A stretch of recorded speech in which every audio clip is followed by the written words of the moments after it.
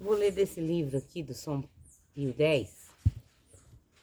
Vou ler sobre o reino de Israel e sua destruição. Os reis de Israel, em número de 19, todos perversos e afundados na idolatria, a qual arrastaram a maior parte do povo das 10 tribos, governaram pelo espaço de 254 anos. Finalmente, em castigo de suas enormes iniquidades, parte do povo foi dispersa, parte levada cativa para a Síria por Salmanasar, rei dos assírios. O rei de Israel caiu para não se erguer mais, no ano 722 a.C. Foram enviadas colônias de gentios para repovoar o país, aos quais se associaram em tempos sucessivos alguns israelitas, retornados de seu desterro, e alguns maus judeus, e entre todos formaram depois um povo que se chamou samaritano, inimigo acérrimo da nação judaica. Entre os israelitas levados cativos a Nínive, capital da Síria, encontrava-se Tobias, varão santíssimo, de quem há na Bíblia Sagrada uma particular história, muito apropriada para fazer-nos adquirir autoestima do santo temor de Deus e das disposições de sua providência. O reino de Judá e o cativeiro da Babilônia. Os reis de Judá, em número de 20, dos quais alguns foram piedosos e bons, e outros grandes criminosos, reinaram somados 388 anos. No tempo de Manassés, um dos últimos reis de Judá, aconteceu o que se escreve no livro de Judite, a qual, matando Holofernes, general do rei dos assírios daquele tempo, libertou a cidade de Betúlia e de toda a Judéia. Mais tarde, outro rei dos assírios, Nabucodonosor, pôs fim ao reino de Judá, apoderou-se de Jerusalém e a destruiu junto com o templo de Salomão. Até os alicerces fez prisioneiros ao último rei, Sedecias, e levou o povo cativo para a Babilônia. Daniel. Durante o cativeiro da Babilônia, viveu o profeta Daniel, escolhido como outros jovens hebreus para ser educado e depois destinado ao serviço do pessoal do rei. Granjeou com sua virtude a autoestima e afeto a Nabucodonosor, principalmente depois de lhe ter manifestado e interpretado um sonho que este tivera e do qual depois se havia esquecido. Também foi muito amado do rei Dario, mas os invejosos acusaram-no de adorar a seu Deus, desobedecendo o decreto real que o proibia, e conseguiram que ele fosse atirado à cova dos leões, dos quais o guardou ileso milagrosamente. Fim do cativeiro e da Babilônia e volta dos hebreus à Judéia. O cativeiro da Babilônia durou 70 anos, depois dos quais os judeus alcançaram de Ciro a liberdade, tornados à pátria sob a condução de Zorobabel, no ano de 538 a.C. Reedificaram Jerusalém e o templo, alentados na santa empresa por Neemias, prepostos do rei persa e do profeta Ageu. Mas nem todos regressaram à sua pátria.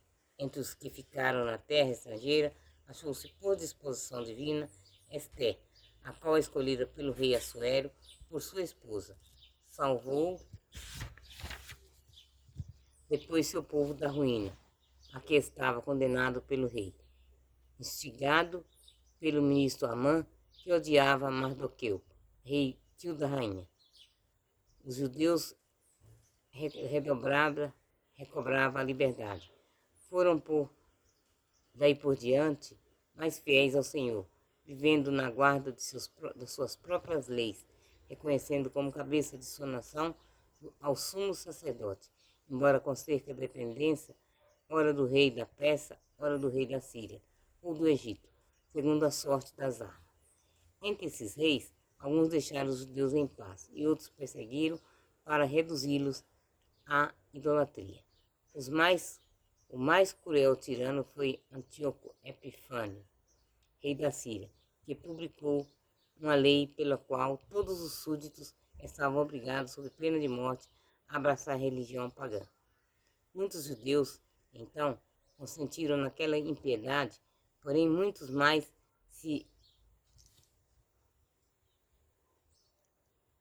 rei da Síria, que publicou uma lei pela qual todos os súditos estavam dispostos, a pena de morte, a abraçar a religião pagã.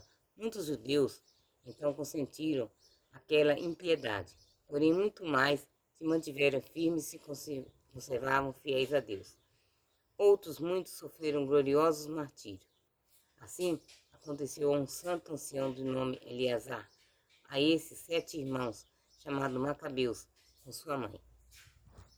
Os Macabeus levantaram-se então contra o ímpio e cruel Antíoco alguns intérpretes defensores da religião e da independência da pátria, à cabeça dos quais se colocou um sacerdote.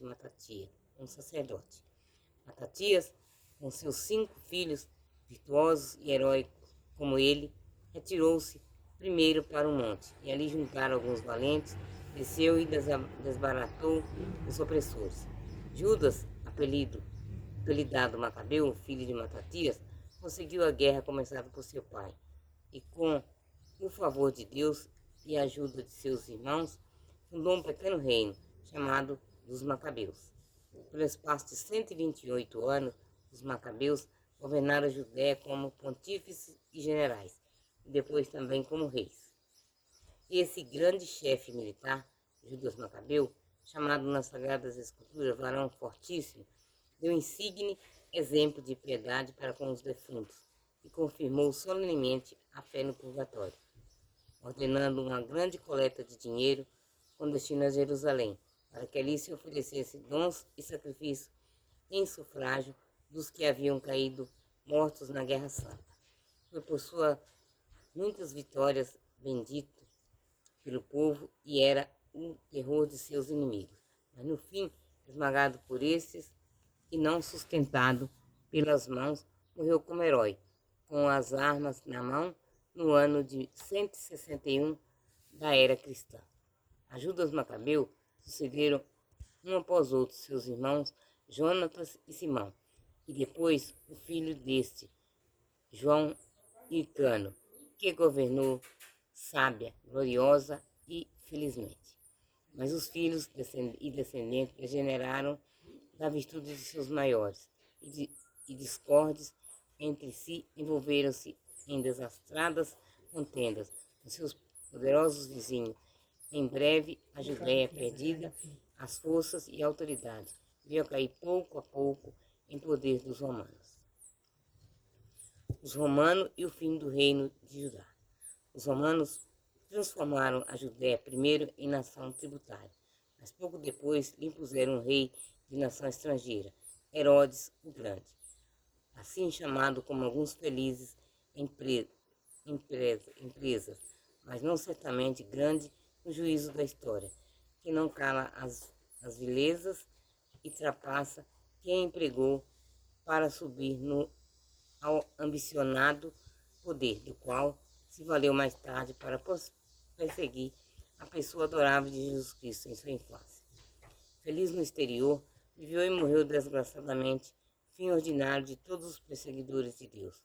Depois dele reinaram, com maior ou menor poder, 3 filhos seus e 2 netos, mas durou pouco sua glória, pois seu reino foi logo reduzido à mera província do Império Romano, que enviou um governador para regê-la em seu nome, os profetas. Para conservar seu povo na observância da lei, ou para fazê-lo voltar a ela, quando prevaricava, e em especial preservá-lo da idolatria, suscitou Deus em todas as épocas homens extraordinários chamados profetas, que, inspirados por ele, prediziam os acontecimentos futuros. Alguns desses profetas, como Elias e Eliseu, não deixaram nada escrito, mas dele e de seus feitos fez menção à história sagrada. Outros 16 deixaram escritas suas profecias, que se conservavam entre os livros sagrados da Bíblia.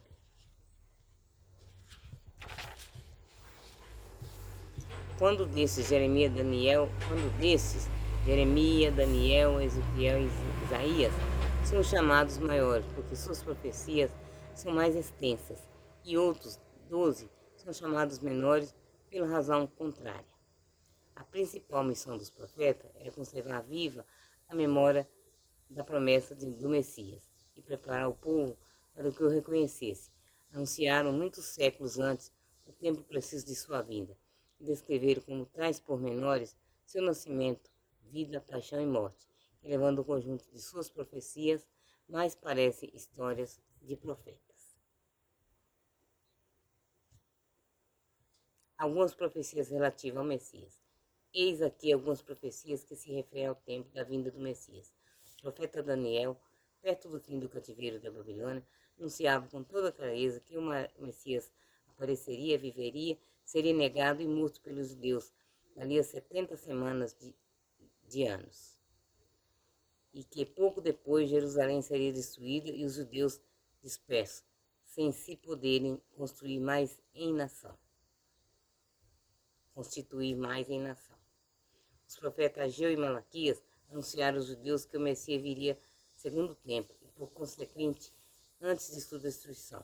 O profeta Isaías, além de descrever muitas circunstâncias de ver nascimento e vida do Messias, anunciou que depois de sua vinda, a gentilidade, isto é, os outros povos, os não-judeus, se converteria. O que este e os demais profetas anunciaram teve seu cumprimento, a saber, contemplaram-se os 70 semanas de anos. Jerusalém foi destruído, o segundo templo foi destruído, os judeus foram e continuaram dispersos por toda a terra, e os gentios se converteram. Logo o Messias deve ter vindo, mas todas essas profecias tiveram sua realização na pessoa de nosso Senhor Jesus Cristo, e só nele. Logo, ele é o verdadeiro Messias prometido. Palavra do Senhor. Graças a Deus. Tenham todos uma abençoada terça-feira no Senhor.